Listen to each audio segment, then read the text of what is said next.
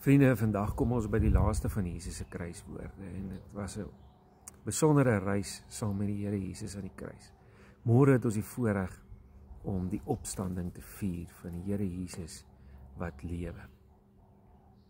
Die laaste een is dan ook in Lukas 23, waar daar staan en Jesus het met 'n harde stem uitgeroep: Vader, in U hande gee ek my gees oor. En daar het hy sy laaste asem uitgeblaas.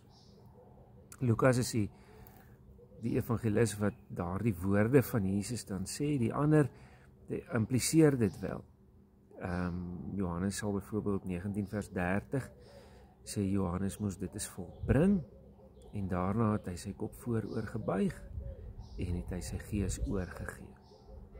Nou interessant hiervan is dat die woord wat in die Grieks dan hiervoor gebruik word, is 'n woord wat 'n vrywilligheid, 'n beheer eintlik gee.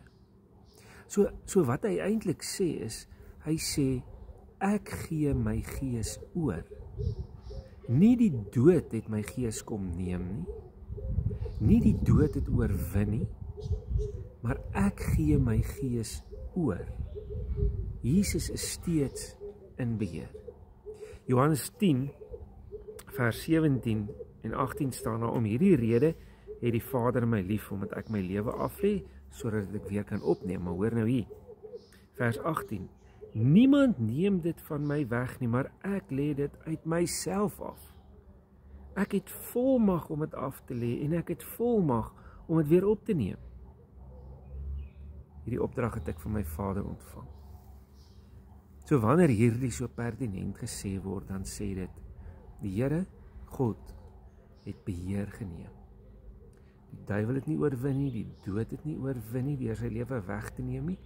Hy het die besluit geneem om sy lewe oor te gee, terwille van my en jou. Hy bly in beheer. En daar word so mooi gesê, hy deponeer dit, sy lewe by God. Met die opstanding kry hy dit moes eintlik weer terug. Hierdie het later in die vroeë kerk het dit 'n groter gespreksgeleentheid geword.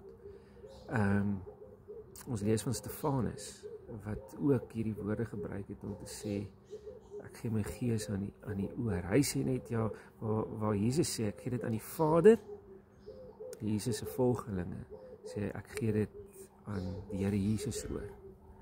En daarna in die vroeë kerk het jy ouens gekry soos Polycarpus, Augustinus, Martin Luther, Columbus, wat met hulle sterwe dan hierdie selfde gesê het. En daarmee sê eintlik dat die dood nie oorwin nie, maar dat God in beheer is. Vriende, dis die goeie nuus vir vandag. Die dood oorwin nie, die Here Jesus het oorwin en môre vier ons daardie oorwinning. Jesus met 'n groot stem 'n getuienis uitgeroep het: hiermee gee ek my gees oor. Dit word dan ook in die vroeë kerk sê hulle dis eintlik Jesus se intree groet in die hemel in. Dit is volbring, was die einde daarvan, die werk is klaar gemaak. Vader, in die hande gee ek my gees oor. Nou is ek by God.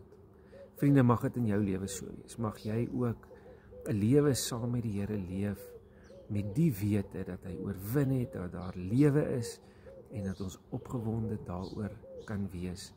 En dat die dag as ons dan nou ook doodgaan, dat dit nie die dood is wat oorwin nie, maar dat ek kan sê, Vader, in U hande gee ek my gees oor.